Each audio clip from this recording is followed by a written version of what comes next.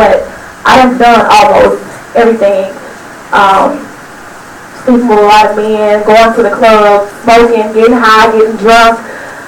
Didn't have no stability within myself. I would start something and I wouldn't finish it because I thought life was a game. You know, I didn't too much take anything serious. I have 3 kids. I wasn't married when I had them. If I wouldn't have got saved, I probably would have had more.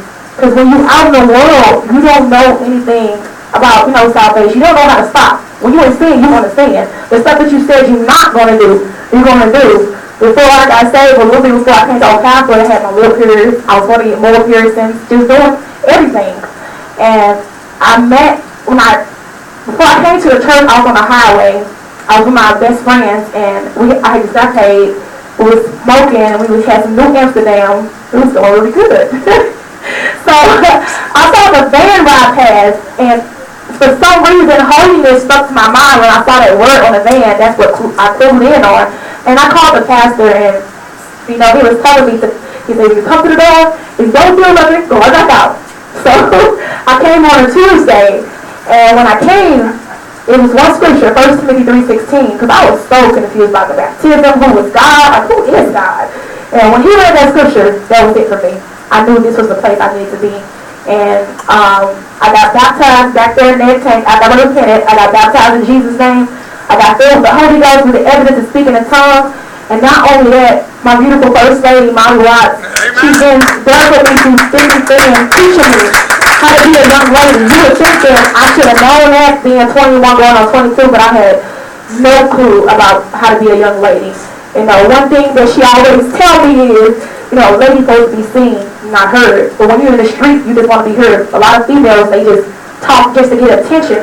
But I've learned being in the house of God, I don't have to be that way. I can be very submissive. I'm still trying to get my car to be me, because I talk a lot. So, they taught me how to take care of my children, how to be me. Just simple things that most females you would think, no, I did not know that, because I didn't have that mother figure in my life. And she did that for me, and I cling to her a whole lot. A whole lot. And she knows I love her. I call her every day. She's been busting my chops lately. A whole lot that she usually do. And I thank her for it, because it's tough love, and we're going to need it. It's not a lot of first ladies where you can call any time of the night just over something stupid. And sometimes I ask her stuff over and over again. But she takes the time, and she helps me. She takes the time to show me just little things. And that's what we need. And not just me, I know all the sisters at Old Catholic feel the same way. She would break her neck. My whole wardrobe comes from stuff that she done gave me. She didn't have to do it. Sometimes I got for work. I have to go to work at 11 p.m. and she'll leave here, and I'm like, Mom, you don't have to do it. But she would take me knowing that she has to go all the way out in the county.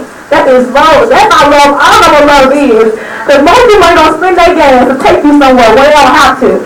So, just the little things that she do, I appreciate it. And I don't take her for granted whatsoever, because even my own family will do stuff like that. So I love you, Mom. I appreciate you, and I thank you for being the first lady. I wouldn't choose you for no other first lady out there.